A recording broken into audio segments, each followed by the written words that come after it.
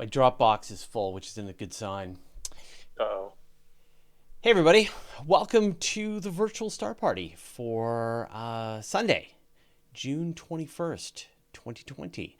I'm Fraser Cain, publisher of Universe Today, and this week we're going to be taking you on a tour of the night sky.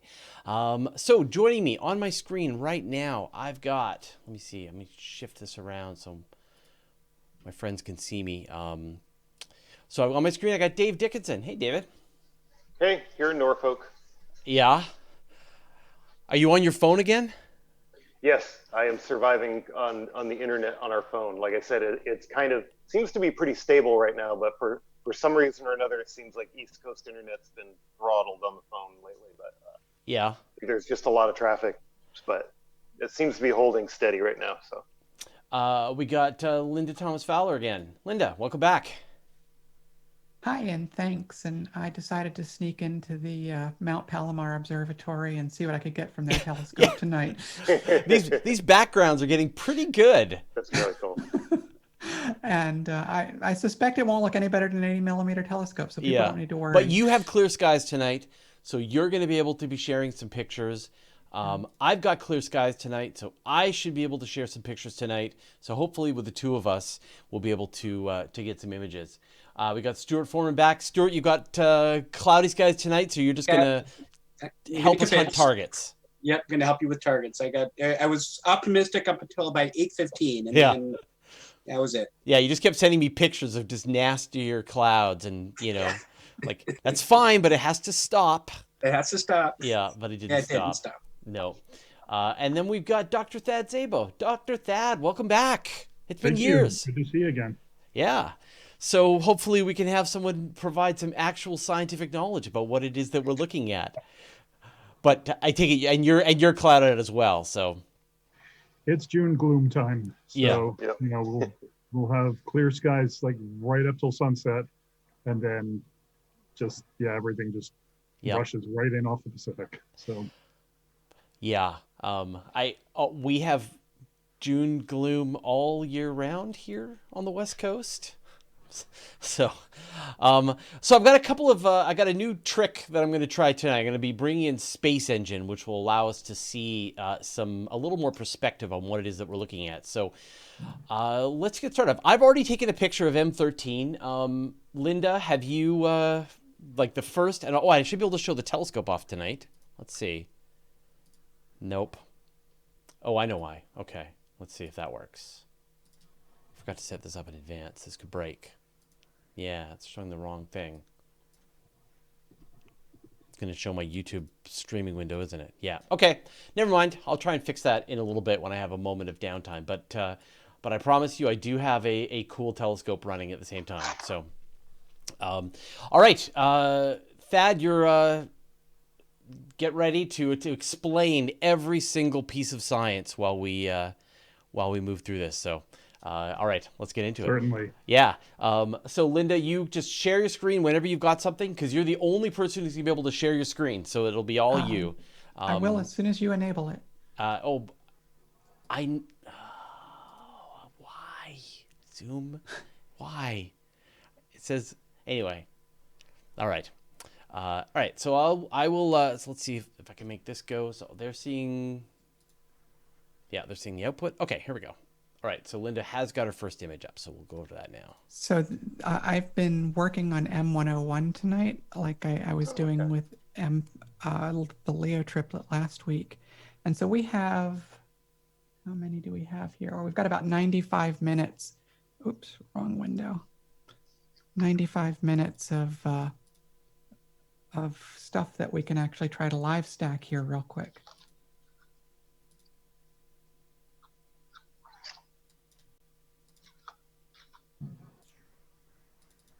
That's great. So that's 90 minutes of images. Yeah, let me.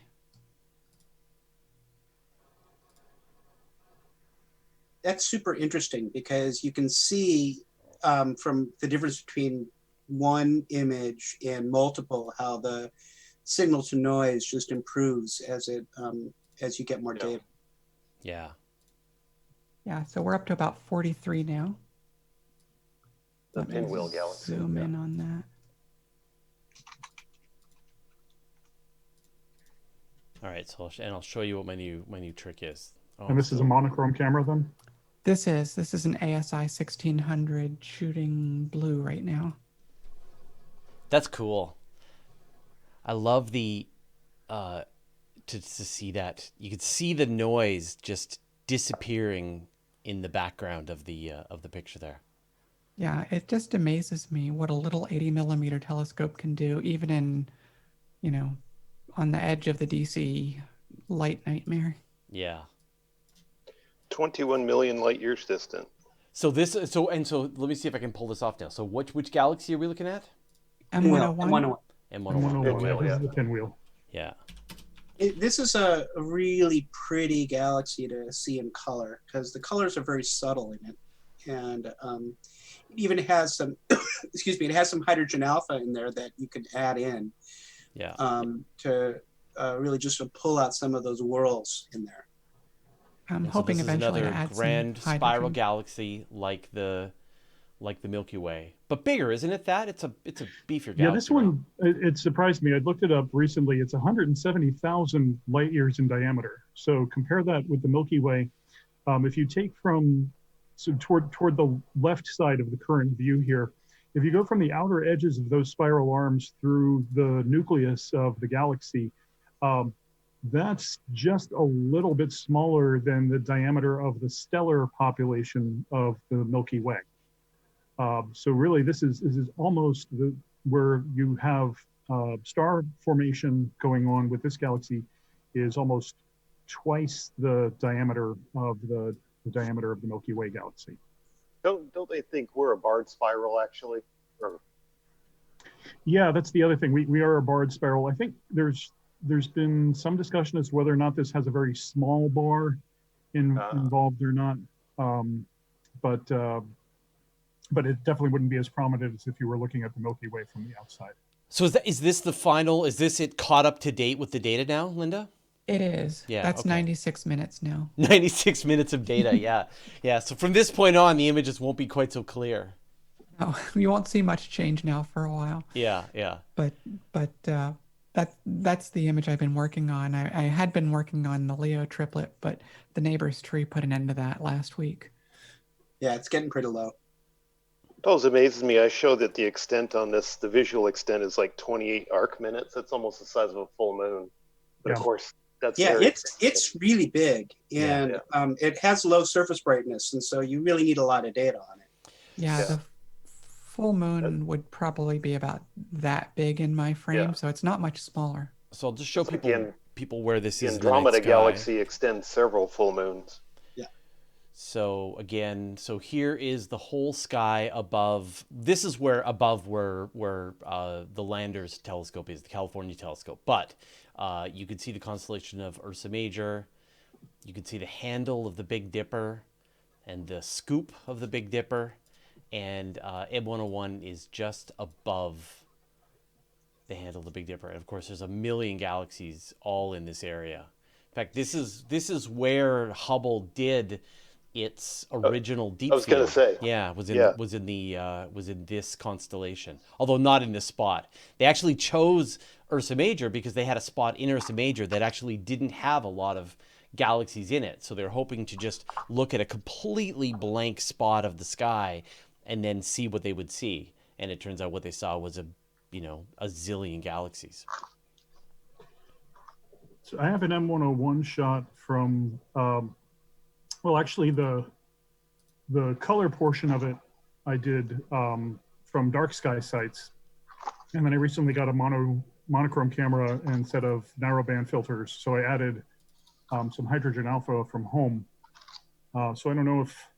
Yeah, so you can just share your screen then, and then we Okay. should see your version. All right, now let's. And then you just have to tell me that Check you. this out here.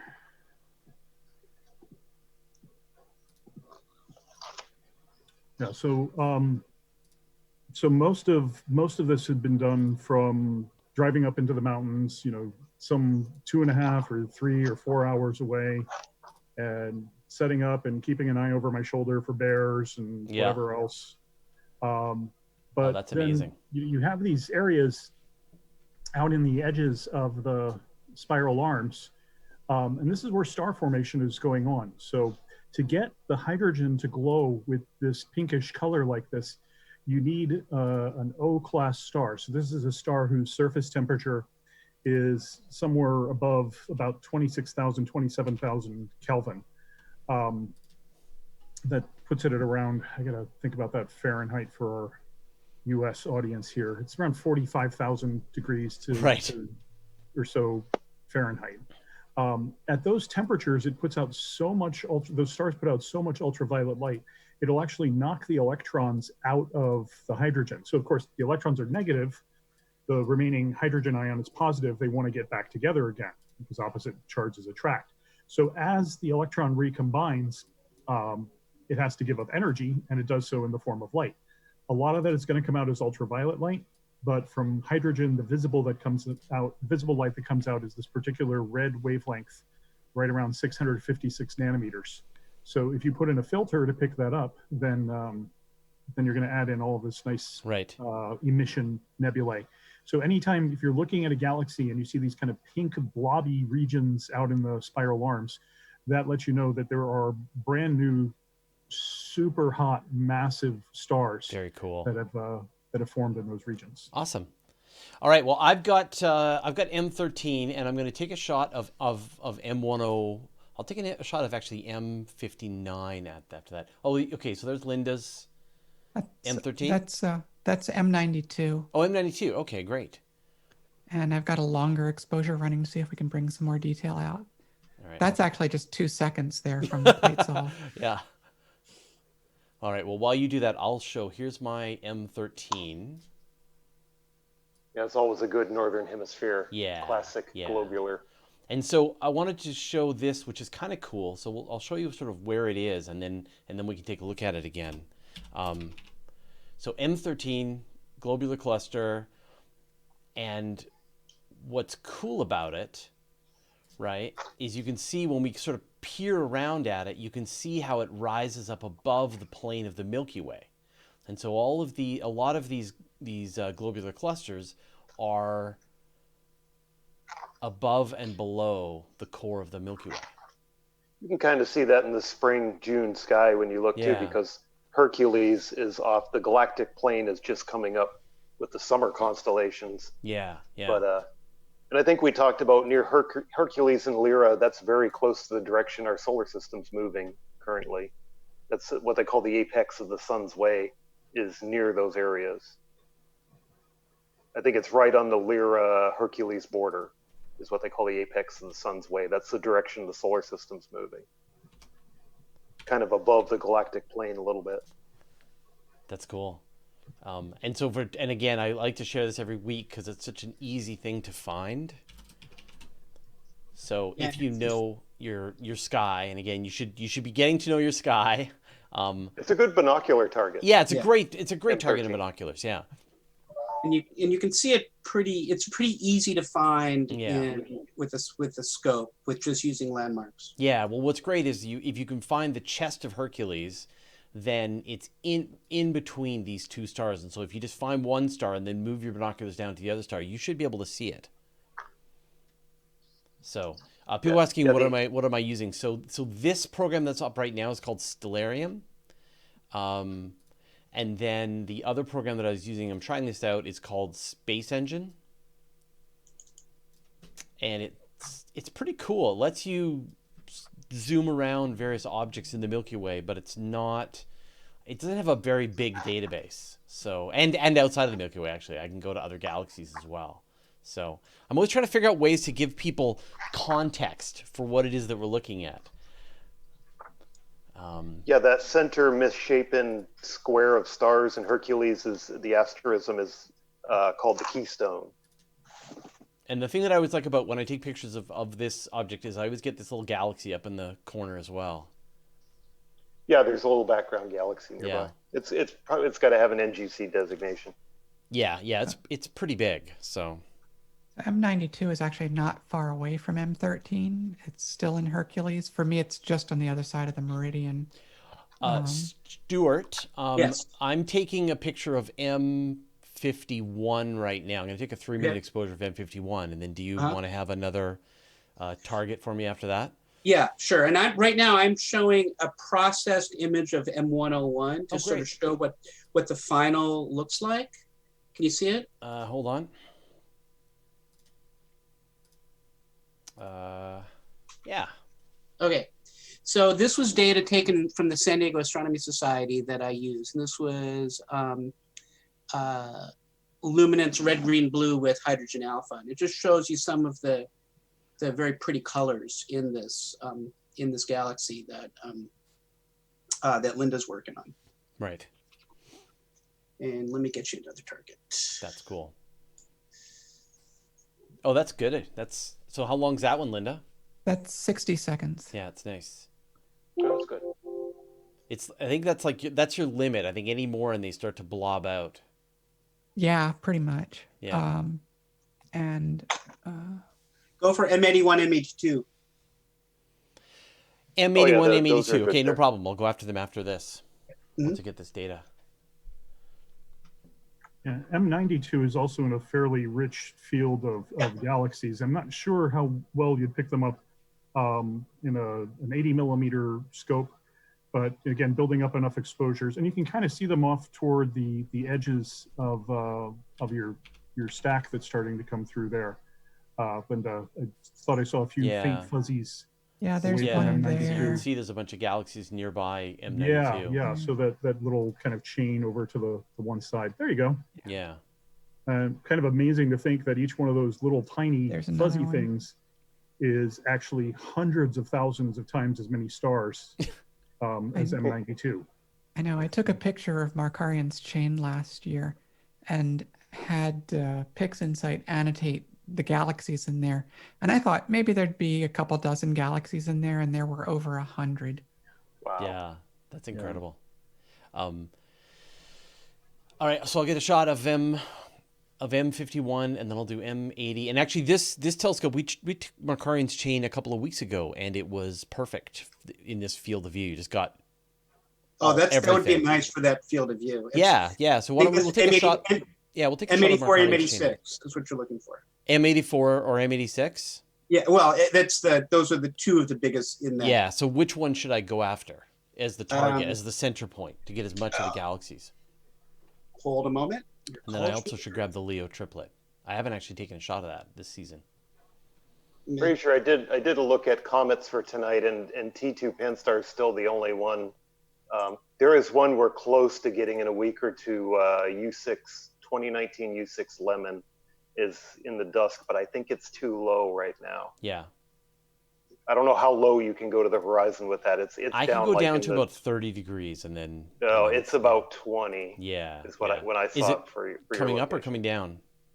It's going down, like it's setting right now. Eventually, in a week or two, it's going to be placed higher.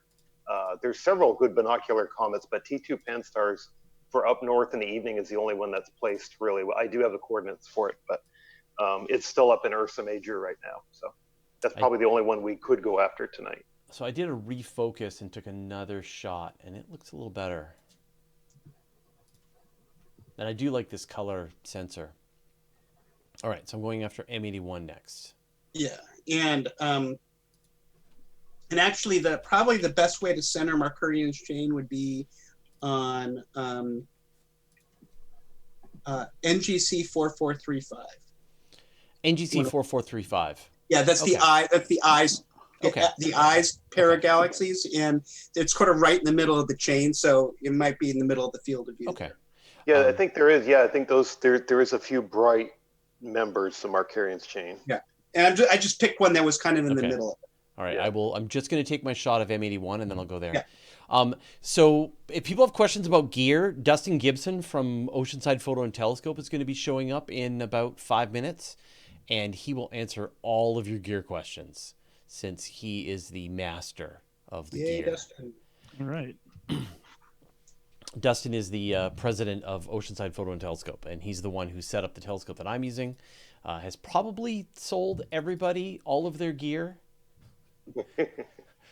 who joins these star parties. So Oh, I got a little motion. Oh, too bad. Oh, M57. You got a Yeah. ring nebula there. Okay. Just one at a Linda. time. One at a time. Yeah, I'm going to get a longer exposure here. Yeah, I'm doing a 3-minute exposure on these galaxies right now. So, but I clearly. I think on yours, Fraser, planetary nebulas are kind of tiny. For me ring, too. Ring nebula is pretty big, but It's not bad.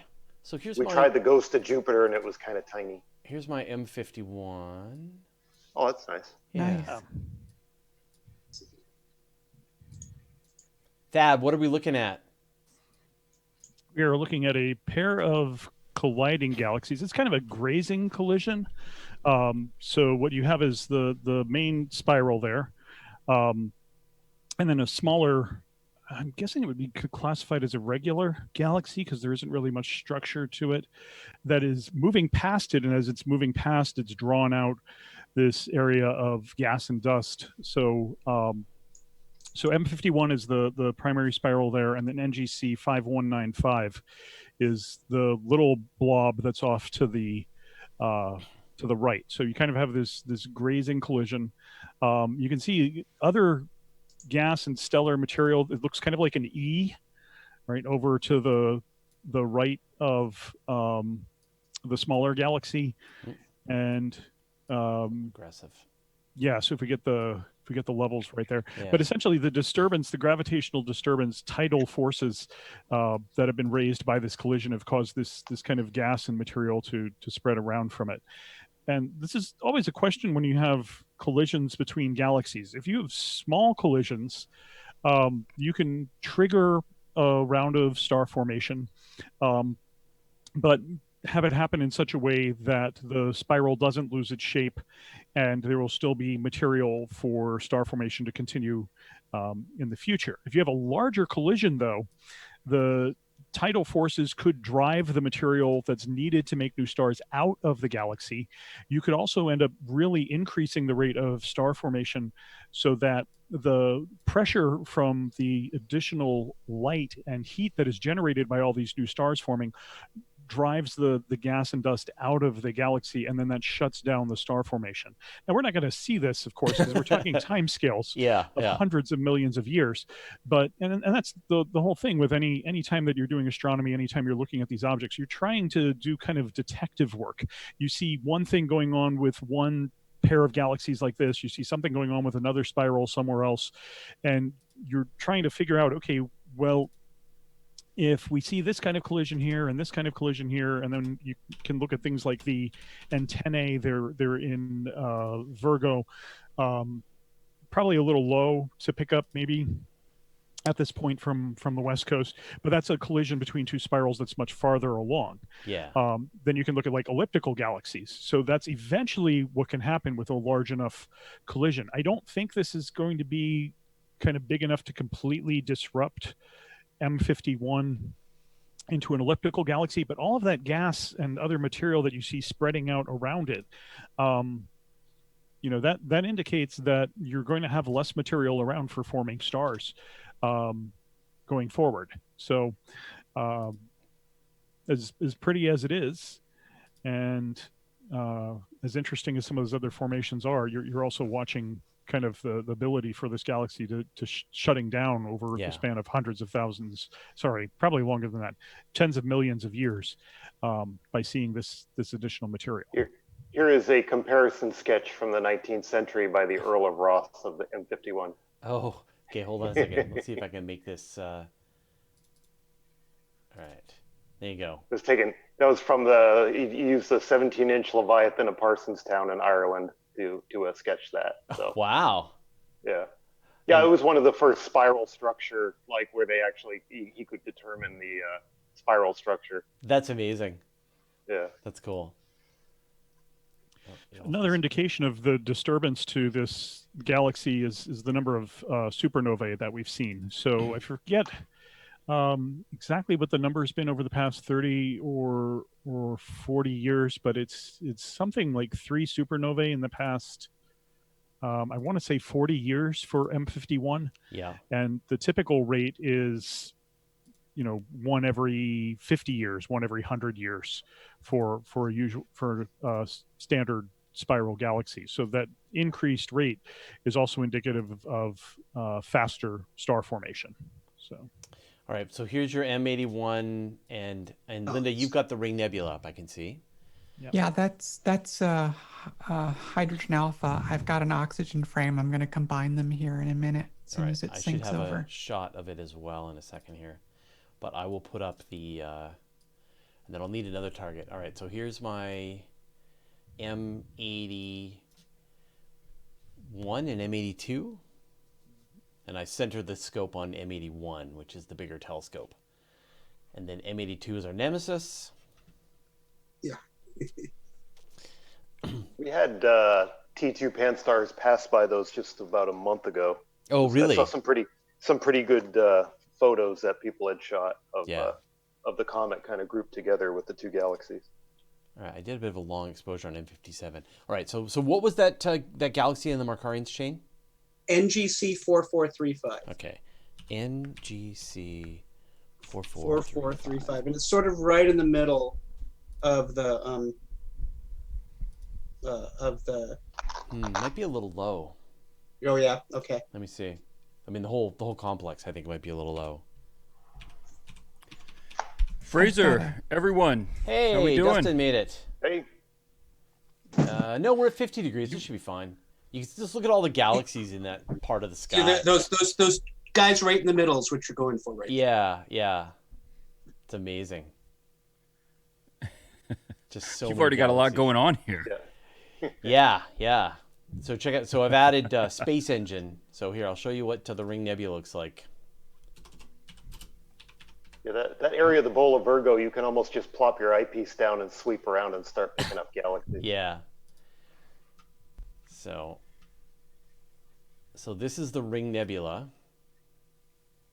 And I have a color version of that when you're ready. Oh, great. Okay. Let me start my shot of the chain. I'll do a 2-minute. Okay. So you can see what it looks like. It's actually like a three-dimensional object. It looks like a ring, but it's actually a full 3D object. So let's go to Linda's shot.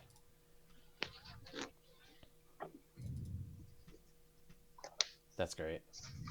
So that's one hydrogen alpha and one oxygen frame combined. Oh, great. So, hey, Dustin, who are you? Yeah. Perfect. Yeah, that's a great question. I can put you on the so screen I for a am second. Oceanside Photo and Telescope, and this is all we do all day, every day is talk astronomy on every level, from amateurs getting their first telescope all the way up to stuff for NASA, JPL, all the new SSA space situational awareness stuff. So we do a lot with that with like SpaceX and Google, and it's just everything in between. So if it's telescopes, then we are, the best in the world at being addicted to that conversation. Yeah. That's If the you way want- I like to describe it. That's good. If you know. if you want to have a long conversation with somebody about telescopes, Dustin's your guy. Yeah, it's all we talk about, and we do a lot of streaming. Actually, I've got 2 observatories running right now. We were troubleshooting some stuff a little earlier, but it's a lot more fun to watch you do all the work, Fraser. I know. It's a little trickier, but we did bring a brain though, which is that we've got Thad, Dr. Thad Zabels here, who is a PhD astrophysicist, so he can help. So here's my Ring Nebula. And you're called the brain, Thad. Yeah. That's it. I could just, take it out of my head and just leave it there in front of the camera. Yeah. Excellent. Good to meet you here. So Good to meet you too.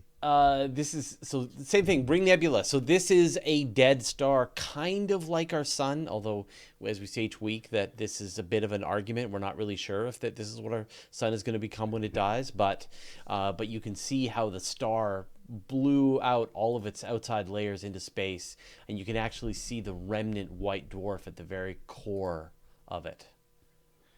Yeah, and anytime you're looking at a planetary nebula like this is a star that's died recently. Of course, recently in astronomical terms, we have to qualify this, meaning the last 100,000 years. But again, considering that's about the length of time it's going to take for light to go across the Milky Way galaxy from one edge to the other, that's really not a lot of time as far as astronomy goes. So, does Linda have her color compiled for this one yet? Yeah, I can get that back on the screen. Okay. Just because the colors are really revealing of what's going on here as this star kind of had its last gasp. So what happens, right, is a star evolves through a main sequence star. So main sequence means a star that's in the prime of its life. It's, if you want to assign emotions to a star, it's happy, right? It's turning hydrogen into helium in its core, which is most of what a star does. But eventually it's going to run out of hydrogen in its core. And then it starts burning hydrogen outside of its core, but it takes more energy to do that. So there has to be more of a crush from the weight of the outer layers of the star into that inner region. So it drives up the temperature, it drives up the rate of fusion, and the star swells as a red giant. Eventually your core, which is filled with helium, that will start burning via fusion as well. And again, this is another highly energetic reaction. So as we get to the end here, and the star just has turned all of its helium in the core into carbon, you kind of get a last kind of bunch of fusion spasms or so at the end, and it drives these layers of material out into space. So what you usually see is that the hydrogen is going to glow with that red color. We talked about how the electrons in hydrogen, when you hit them with a high enough energy light, it will cause the electron to jump to higher energy levels or just completely disassociate from the atom. And as the negative electron recombines with the positive nucleus, it will produce light. That characteristic red color that you have on the outside of the ring nebula here shows where the hydrogen is most prevalent. Helium glows with a strong, if you look at it in the lab, like let's say you take a picture of helium in a tube that you put a large electrical current through, it tends to glow yellow, a very bright kind of yellow color. So you see this layer in here that has this kind of whitish, yellowish region between the pink and the blue in the center. So again, that's going to be more of what you might see from helium. And then the center is ionized oxygen. So really, you're seeing the star kind of, its guts have been thrown out into space, but thrown out gently, right? So it's expanded slowly. And really, if you look at the rate that gas expands from a planetary nebula, it's slower than how Earth moves around the sun. Wow. So Earth moves around the sun about 19 miles a second. Wherever you are right now, a second ago you were 19 miles away, and a second before that you were another 19 miles away. So the material expanding outward from this is actually slower than that. So for about 50 to 100,000 years, you can see this gas lit up by that white dwarf in the center. So that's what happened with the carbon and oxygen. And it lights up this material, but eventually it just kind of fades away because the gas gets too far away from the white dwarf. It's not that the white dwarf gets cool. It's just that the pressure from the radiation from it, and the expansion of the gas from the end of the star drives that material too far away to get lit up by the white dwarf anymore. That's cool. So I just want to give everybody a reminder that we're sharing all of the images that we're taking, or some of the images that we're taking, into a shared folder on Google Drive. So every now and then somebody has been sharing a link to the directory. And so we're just going to dump both some of the completed JPEGs as well as the raw FITS files into that directory. And so if you want to turn them into your screen background, or if you want to try your hand at processing images, all this data is going to be in there and you can play around with it. So this is, I've got M54 here. It's another globular, but this one's not nearly as dense and big as like M13 and M92 were. Yeah. So Linda, when I'm seeing Nina here on the screen, this is your system, Nina in PixInsight, and then Nebulosity is you, Fraser? That's right, yeah. Okay. Yeah. Yeah, I'm using Nebulosity again. I love that program. Yeah. So easy. Yeah. You can't make my clouds go away, can you? I'm working on it. Yeah. So I'm taking telescope that. a shot. Yeah, we just need a space telescope. That's all. Man, I'm getting a lot of jiggle. Is it windy? It's not that windy. It's like 10 kilometers, so it's not bad. but definitely, normally I would be throwing these frames out, but this is the Markarian's chain. Oh, wow. Okay, I also took a shot of the Iris Nebula, and I got a Starlink right through the middle. Nice. Probably not a Starlink. Come on, we're not We going to... just call every Yeah, satellite trail everything's a Starlink. Starlink. Sorry, Elon. Does he really need any more free press for this, though?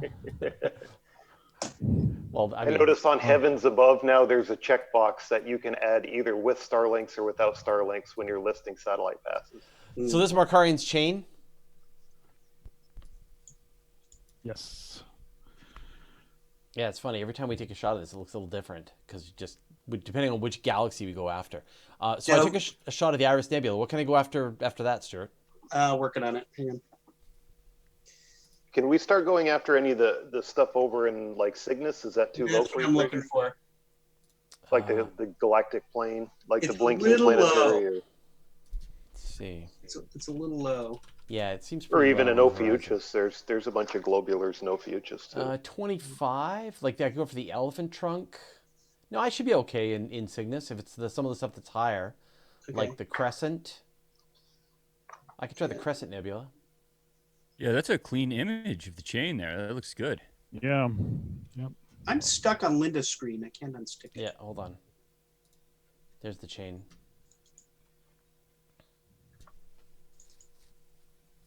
Haven't done any. Yeah, so the eyes are what we have at the center there. So it's a pair Yeah. of interacting galaxies. And then, if I remember correctly, M86 is going to be the one at the top.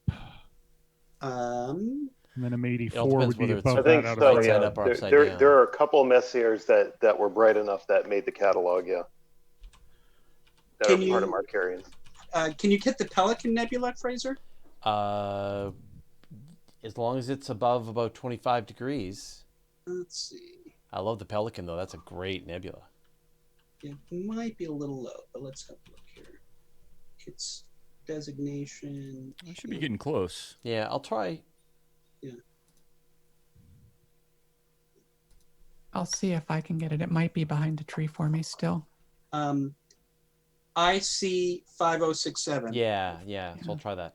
Still And while we behind the wait on tree for that, me. I will just let me know when you got another image, but I'll bring Yeah, I up. think that's very near Deneb. Yeah. And this is going to require some science explaining that for sure. Crescent's a little higher. Yeah, that's what I was thinking. The Crescent Nebula is a little higher, so. NGC 6888. Okay. Yeah, it's hard to be running a telescope.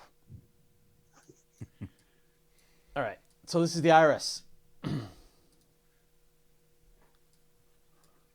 All right, so let's see. So the Iris, yeah, so NGC 7023. This is in Cepheus. Good target for most of the summer here. And it's another situation where you have a very hot star. Here, the dust around it is dense enough that what you're seeing is the light scattering off of the dust. So if you get kind of the rich coloration with this, generally you see kind of blues, even some purples if you're doing an RGB image of it. When dust scatters light, it preferentially scatters shorter wavelengths, so like blue light compared to red light. Totally different process than what we see with talking about the hydrogen before. There's an electron actually changing energy levels. Here it's just the size of the atom determines the kind of light that gets scattered. So our atmosphere with all of its oxygen and nitrogen molecules is really good at scattering blue light. So the same reason that you see the blue around the Iris Nebula here is the same reason that the sky is blue here on Earth. And yeah, Fraser, if you flip over to me, I have a processed image of it that I took from my front yard in the Bay Area. It really shows the blue on it. But how will we know it's real if it doesn't have that big white line right through the middle of it? Yeah, that's right. That's right. I think there's a pretty good cluster of stars that's associated amazing. with the Iris Nebula. So this was from San Francisco Bay Area from my front yard. Yeah. It really looks like there's just like this really bright star nestled inside this nebula. It's so cool. It does, yeah. SD Scorch is asking, are they exposing right now? Is this live? Yes, this is live. We are taking pictures. Mine is not live. Right. Mine is processed. Yeah, so Stuart was showing you an example that he processed. The one that I was showing is one that I took just just a few minutes ago. If you see a feed from Fraser or from Linda, they're actually running Yeah, they're the telescopes live right now. ones. Yeah. Yeah. And Thad and I were clouded out, so we're just convincing here. And so we're gonna go. Let's go after that double star. Let's see how high up it is. Oh, yeah, that's Epsilon Lyra. Oh, the double. Double. Yep. Yeah, we don't do many double stars in the virtual star party. No, I had it on my list. I was really looking forward to it. Only because people don't. Oh wait, is it too low? No. No, it shouldn't be too low. No, it shouldn't be. That should be up by Vega. It's in Lyra. It's very near Vega. Yeah, it's right by the Ring Nebula, just on the other side of the constellation. Yeah, that's a good star party favorite. Okay, yeah, that'll be fine. Yeah, coat hanger. Is the coat hanger? Oh yeah, let's do the coat hanger. That's awesome. Yeah. How wide of a field of view do you have, though? Right, because the coat hanger is pretty huge. I've got the whole thing here. Oh, awesome! You got the coat hanger. Oh wow, that's fantastic. There it is. Oh, I love it. Can you flip it? I cannot. Oh no. Okay. Oh, come on. Not here. I'd have to bring it over in the other. Right. No, that's fine. That's fine. People can use their imagination, but it totally looks like a coat hanger. Yeah. This is another informal asterism as opposed to a formal constellation. And it's one that you don't normally see in a telescope, because telescopes, when you're normally looking in them, are narrower field of view. So this is really kind of neat. Yeah. And I usually look for this in a binocular. Yeah, I've caught sight of it sweeping along the galactic plane with binoculars. It just pops right out. Are they an actual star cluster? Like, are they connected gravitationally, or are they? Asterism. I think it's just I don't think they're a moving group or anything like that. Yeah, it's just luck. Linda, that's They're a pretty one of the wide few field. things that I'm sorry. That's a pretty wide field. What are you shooting that with? It's an 80 millimeter stellar view refractor Oh, and nice. an ASI 1600. So I've got like I think a 4-degree field of view. Yeah. Wow. But it's one of the few things that looks like exactly what it's named after. Yeah, there's a couple of those. There's one in the winter night sky that's called the 37 cluster. Yeah. So I've heard of that. NGC 2169, and it just looks like somebody wrote the number 37 in some somewhat fanciful script out of stars. And a lot of these informal names that just come up from amateur astronomers, just like it's just caught on that. Yeah, a lot of them I can't see. So the Eagle is such a popular one. I've never seen an eagle in the Eagle Nebula. M16, yeah. I think visually it looks more like an eagle than it does in images when you just don't have as much detail. Yeah, is it the detail that overwhelms it and maybe makes it look harder to find the eagle itself? Because I've never recognized an eagle in that nebula. I think so. But yeah, I agree. It doesn't look much like an eagle to me either. I would agree with that. That anytime you're picking up the hydrogen there, it's gorgeous, but it feels a lot more amorphic than that. The Swan, looking at it visually, because I remember, I think it's one of the first emission nebulae I ever saw as a kid from my backyard. Definitely has more of that kind of feeling of a long body with a curved neck to it. Looking at it visually, it's way more complex when you do the photo. But yeah. So did that one take on the name Swan Nebula later? Because it's also called the Omega Nebula. Yeah, I've seen Omega. But Omega, I think if you look at Herschel's, William and Caroline Herschel's sketches of it, that theirs kind of gives it more of that Omega look. I don't know. I like your tree shot here, Linda. Yeah. We're not quite to the top of the trees yet. Let's see, what can we find? Okay, so I should have my my Pelican. I think it's going to be good. So the Pelican was high enough. If the Pelican is high enough, I've got other stuff for you. Yeah. It's a little. It should be pretty close. Always North America right next to it. Yeah. Well, your field of view should be good with North America. Yeah, it's good with the Pelican as well. All right, so let me. Up near Deneb, you're not far from. Of course, we won't see it, but Tabby stars in that region as well. Oh, I'm gonna have to stretch it pretty hard though, but it's there. Yeah. Okay. Hold on. I'll put the raw image up, and then you can stretch it until we get something cool. This is a 4-minute image of it. Let's see. Is that the? Oh, very cool. Pelican, or is that the Cygnus Wall in the North America? It said it was the Pelican. Okay. I mean, they're right next to each other. That if you have a wide enough shot, you're getting both Yeah. of them in the. What in was the I shot doing there. after the Pelican? I didn't. We didn't get that far. Oh, you're Okay. going to do the double. The double, right? Right. All right, that's easy. So a while ago, we were looking at M101, and we said that okay, if you have these regions where there are stars forming, you're going to get that kind of pink from a cloud of hydrogen. Well, this is one that's in our own galaxy. So the Pelican Nebula is one of these regions of ionized hydrogen. Somewhere nearby, there has to be an O-class star that is dumping out an enormous amount of ultraviolet radiation. And that's going to knock off some electrons from the hydrogen, and then as they recombine, one of the wavelengths of light you get out is this characteristic red glow. I think maybe one question that often comes up with is, we now know of planets around so many other stars, and what possibilities are there for other life? If you're near one of these O-class stars, you can forget about it, right? The thing is, if you were at let's say Earth's distance from the sun from an O-class star, the temperature would be in the thousands of Kelvin. I'm not even sure you could have a planet that close to it because of how intense the radiation would be. And one of the things that tends to be bad for life is getting hit with high energy radiation. Well, you would just be flooded with very intense short wavelength ultraviolet light if you were too near one of these stars. So it's great for getting hydrogen to glow really pretty, but it's terrible for trying to have an environment for life. And I don't know which is the O-class star that's nearby the Pelican that's getting it to light up. Is it this one? Let me pull up Stellarium and poke around there a little bit. I mean, if you click on it, and the spectral type usually comes up when you do. If you see, yeah, that's probably it.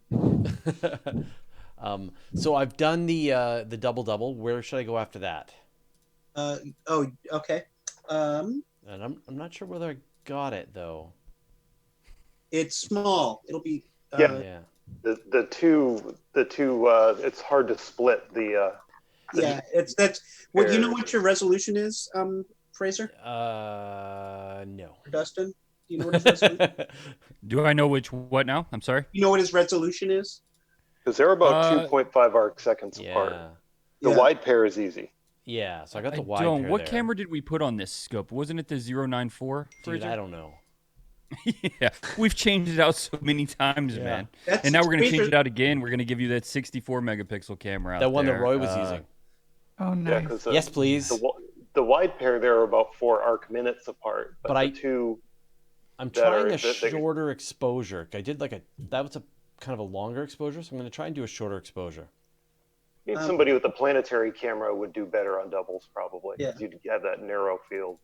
I mean, mine can get it. I've seen it before, but it's 2.5 is close. It's not an impossible split, but they're pretty close. Next will be elephant trunk for you, Fraser. Okay, I'll go after that now. That's a good target. Yeah. That's a challenging target too, with a color camera to pull. I'll go longer on this one. Yeah. Yeah, it's a challenging one. Super easy with HA on a monochrome. Yeah, I forgot. Yeah. Well, I have what may be the most pointless image of the night. What's that? I've got NGC 6703. Hold on. All right, well, let me put up my last image of the double, and then see if anybody can see anything in there. I'm trying to find something that's not quite so dim. Yeah. Actually, I like doing double stars at star parties because they hold up well to light pollution. Yeah. It gives you something other than planets to look at. You could always try Alberio cool and object get the to see blue two and the stars gold. side by side like that. Yeah. Now that we're back into a season with all the nebulae coming back around, it's we're going to throw a triad ultra filter out there on the scope that Fraser's using. So we'll be able to get HA, H beta, O3, and sulfur, in one-shot color. It'll be a much better experience. I feel like to see a lot of this signal. Exposures will have to be longer. because those are all at 4 nanometers, but still, it just pops on screen so much better being able to pull out that narrowband data. Yeah. Even with the color camera, when you're giving up because of the Bayer matrix, you're giving up so much of the data, you still see a lot more. There's also the dumbbell. Speaking of Alberio, nearby in Vulpecula, there's the dumbbell. That's a lot brighter for you, Fraser. The dumbbell nebula. Yeah, is it up now? So, Yeah. Okay. It's near Albira. It's if you Okay. can see Cygnus, you should be able to get the dumbbell. Yeah. So this little tiny fuzzball is NGC 6703. It's only 2.4 arc minutes across, and it's 86 million light years away. And it doesn't look like much here. But it's not behind a tree. Right. Is that the cat's eye? No, this is a galaxy. So, Let's go. Linda, are you not able to get anything in the any of the summer constellations, like into Sagittarius? Not quite at all? yet. Not Sagittarius is behind my house. Will it so remain behind your house? It will. So you can never see Sagittarius? Not from home. Oh no. One of the reasons we're trying to move. Is so you can see Sagittarius. Yeah. Oh, Yeah, I know. I I must have. understand. The struggle is real. I must have driven the realtor nuts when we got our house. I was like, okay, well, I need an open view to the south, and I need to not have any street lights shining into the backyard. And eventually, she was just like, "Go find your own house and just let me know when you need to deal with the paperwork." I like- gave the realtor this 7-page document that described what we were looking for. And she said, I wish all my clients did this, except this is going to be really hard.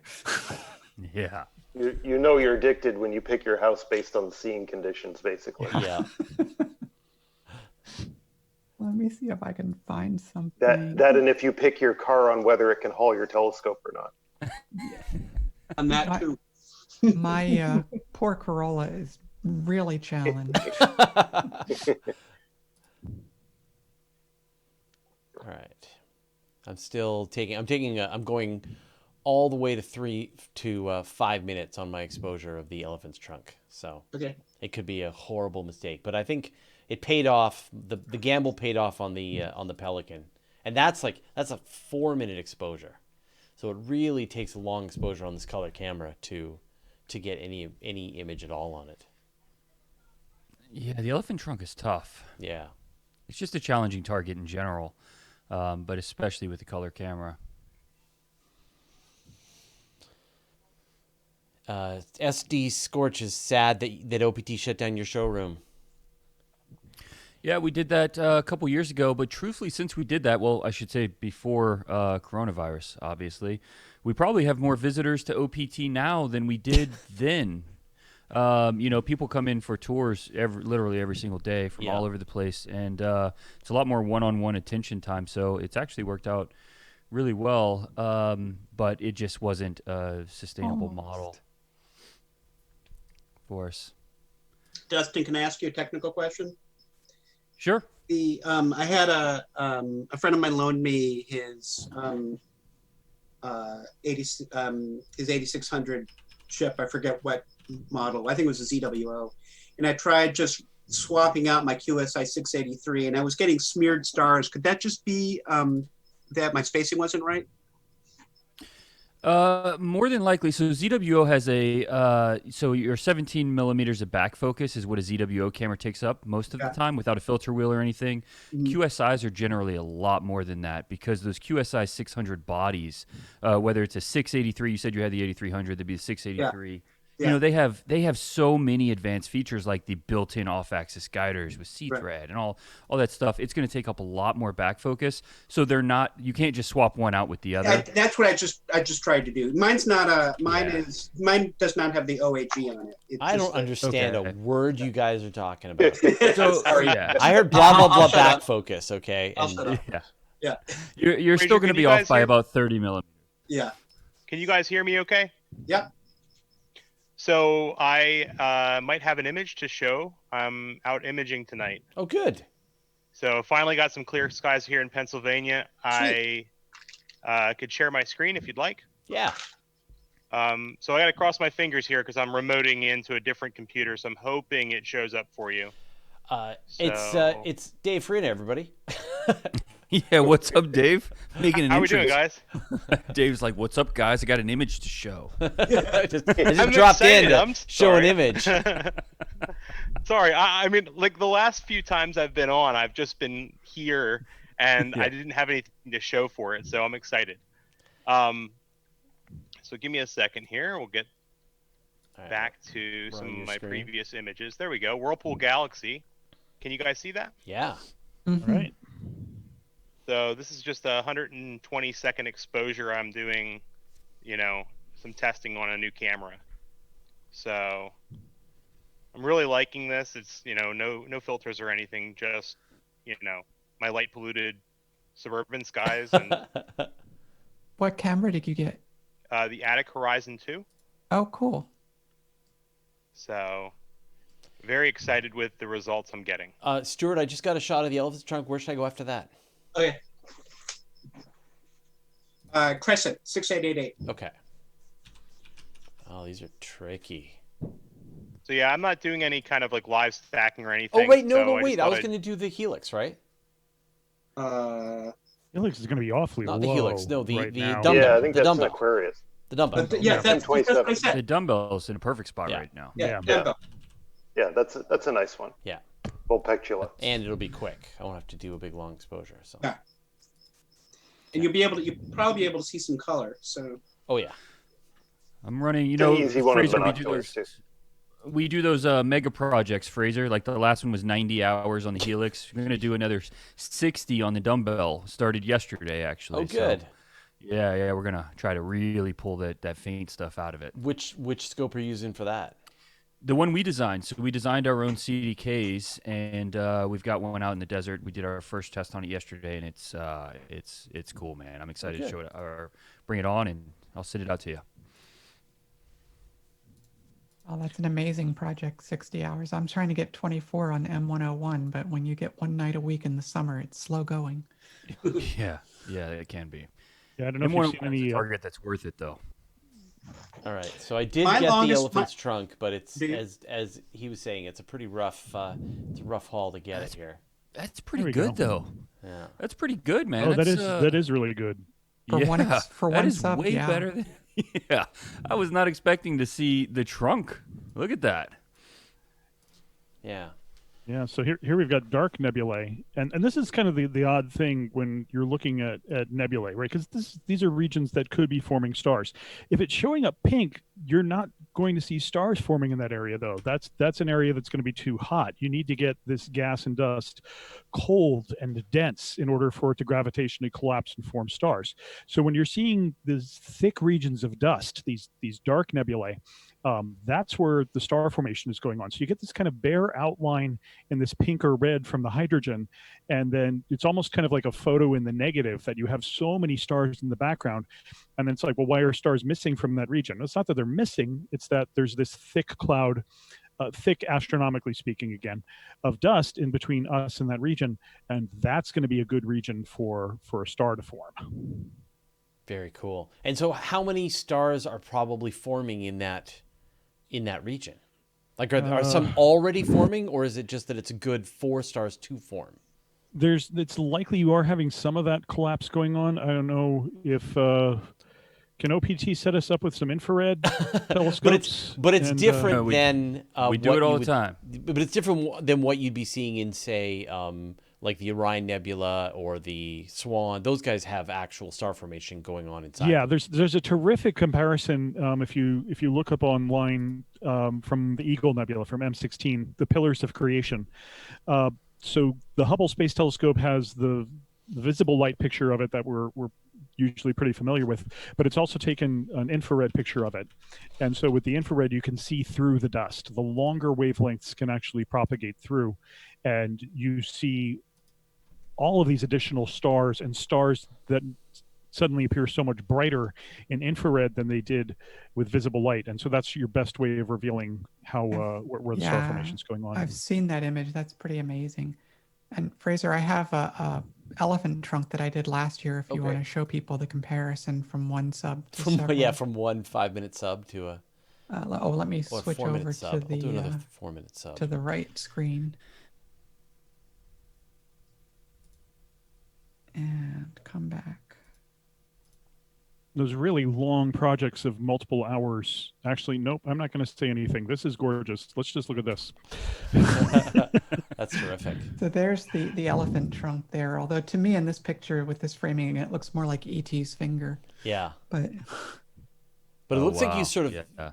zoomed in. So you're a little zoomed in or centered a little off to the side of it, but that's terrific. And normally it's when we see images, it's very deep into the trunk, but in this case, actually seeing all the other structures in the complex are great. yeah, I wanted to do something that was a little bit different. I couldn't fit the whole nebula even in my wide field of view. And so I wanted to have the trunk kind of leading into the frame toward this dark nebula over here. And then back over here, we have M14, another globular cluster.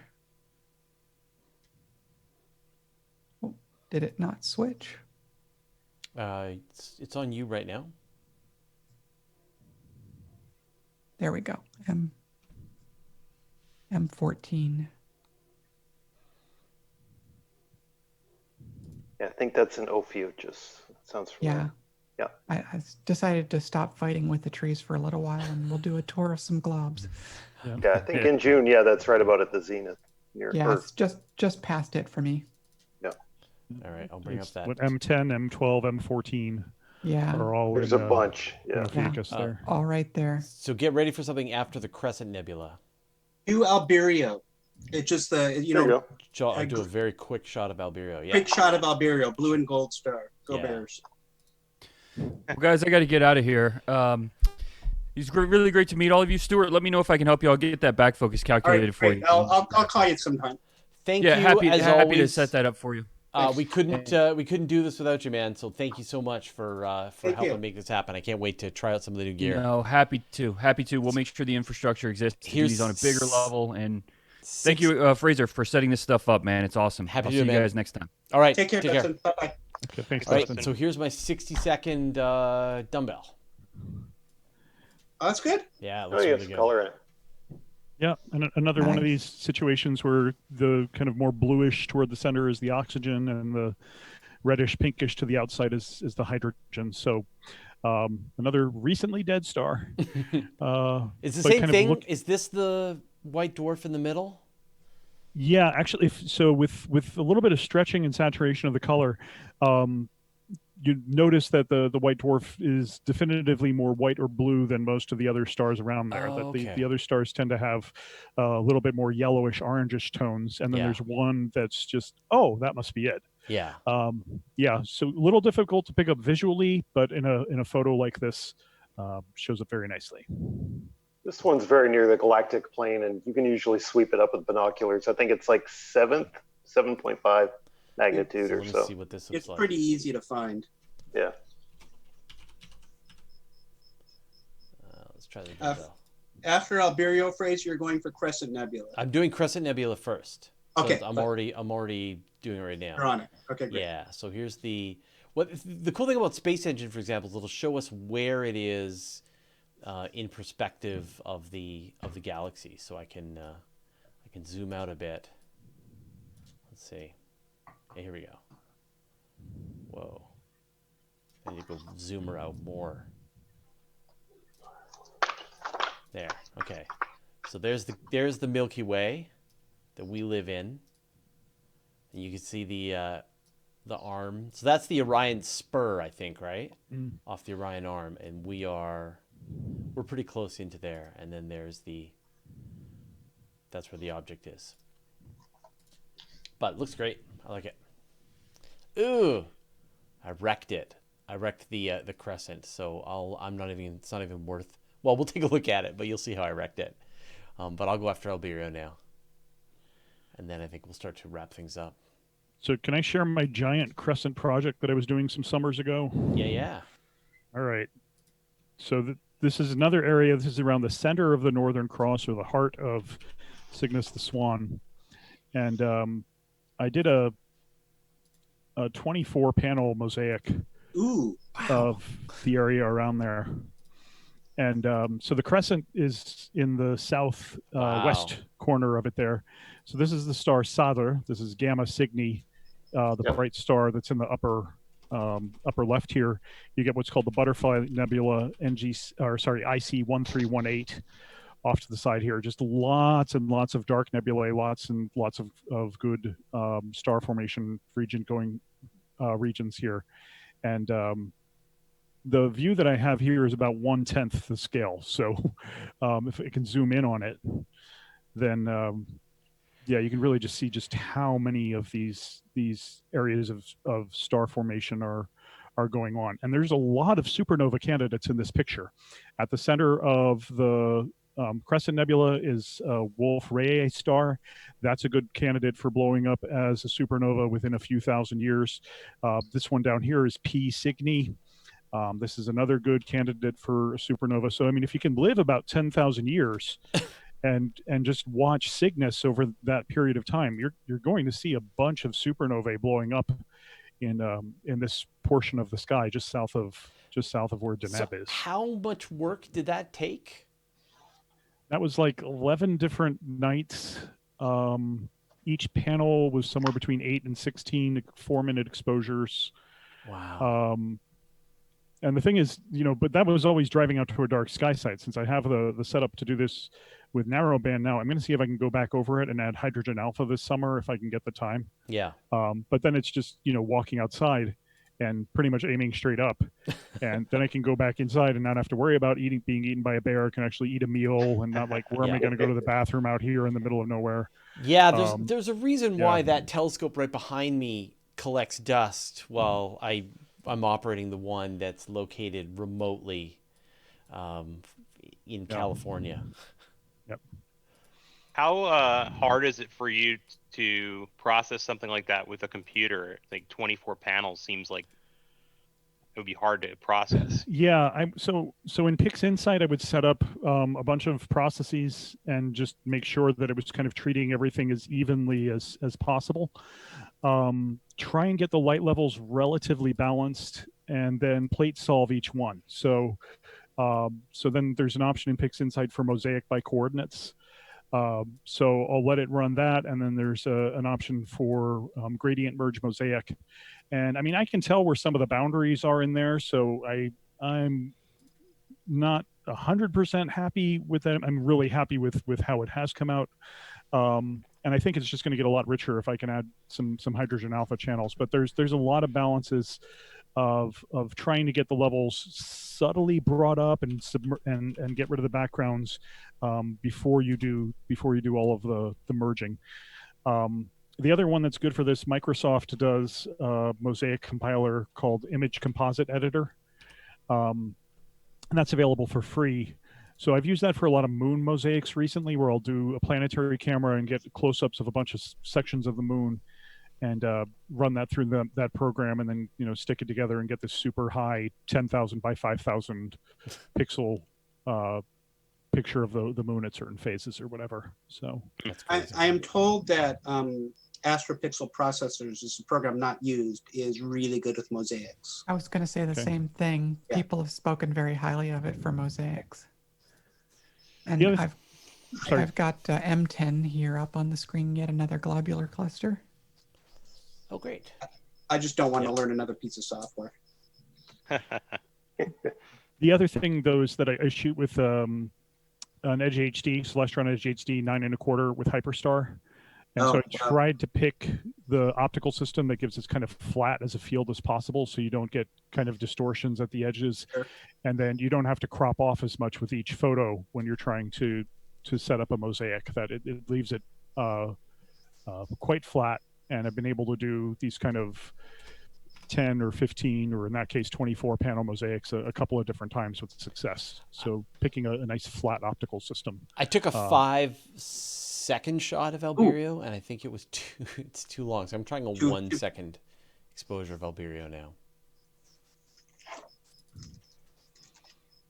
I can hear somebody's Thad, you may know this. Is Alberio, is it an optical double or a true double? Because I know last time I researched this for my first book, there's still, the jury is out on that. the Gaia data shows it is an optical double. Okay. Yeah, So we my looked first into book's this. still right. Yeah, so Iota Cancri, so if you're looking in the winter sky for a yellow Yep. and blue pair, Iota Cancri do actually have the same proper motion, but it looks like there's a few thousand light years between the yellow and blue pair in Albareo. And my Yeah. wife and I have Albareo in our wedding bands. Oh, interesting. So, we're like, well, what does this mean if it's just an optical double and they're not actually They're gravitationally not actually bound paired. to each other? They just appear to be a couple. They're just in the same direction. Yeah. All right. So I knew there was some so we can keep telling people at star parties that they're an optical double and not a true double.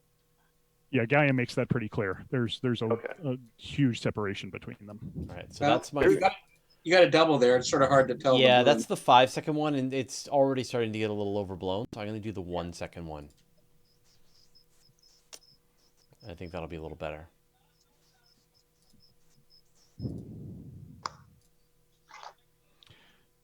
But yeah, if there's anybody who's watching who's thinking about getting into astronomy or astrophysics for a research point of view, the amount of projects that will be coming out and have come out recently are going to give you so much data to play with. I mean, between Gaia having distances and some photometry for 1.7 billion stars, we'll have the LSST, the Vera Rubin telescope, going online in 2022, which will produce 16 terabytes of data per night. You're going to have other surveys. W First was just renamed, right? The Nancy Roman telescope. Yes. So when that goes into orbit, that's going to be a wide field infrared survey telescope. So if you're thinking like, well, what's going to be out there for me to look at as a project, take your pick. Yeah. There's going to be so much coming up in the 2020s. It's never been a better time to be a database programmer. Yeah. And we'll need minds on it. So Yeah. if you're thinking about getting into this, there'll be a lot for you to do. Well, I think that's a nice Alberio. I think in the end that worked out okay. It's good to bring some double stars in. Yeah, so, yeah. All right. Well, I think on this note, I think we're gonna wrap things up here. Linda, did you have a final image or? I can complete our globulars and off you because Oh, we've done good. 12 here. Here we go. Awesome. And Dave, thanks for jumping in. Both Yeah, no Daves. problem. Yeah. No problem. So, hey, everybody, thank you for joining us for the Star Party. I got some bad news for you, which is that we're only going to have one more Star Party before we go on our summer hiatus. So, as people know, we take all the various CosmoQuest stuff. We take July and August off for scheduled events. But chances are I'm probably still going to be doing a bunch of live stream experiments, both on YouTube and on Twitch, when I have clear skies and but just not in this sort of more organized fashion. So there will still be stuff happening over the course of the summer. But there's going to be one more episode of the Star Party. That's going to be next week on the 28th, and then we'll be on hiatus until September. And then all those great summer nebulae and stuff will all be high in the sky, and it'll be a totally different party. So And then we can start earlier. yeah, and we can start a little bit earlier too, which will be nice. Tonight it's the solstice today, so it's like the latest we would have to start ever is today. But we did have a new moon, which is nice. So thank you, everybody, for watching us both on YouTube and on Twitch. I see you all there. Thank you to all of the other astronomers who joined us tonight, Linda and Dave. And thanks to Thad, Stuart, and Dave for bringing the color commentary, as well as to Dustin and Oceanside Photo and Telescope for providing the gear that I'm using and the gear that kind of runs everybody's telescopes. So we will see all of you next week. Thanks, everybody. Bye. Bye-bye. Bye. Night. Let's see if I Good can night. put Clear everybody- skies. Yeah, clear skies. Clear skies.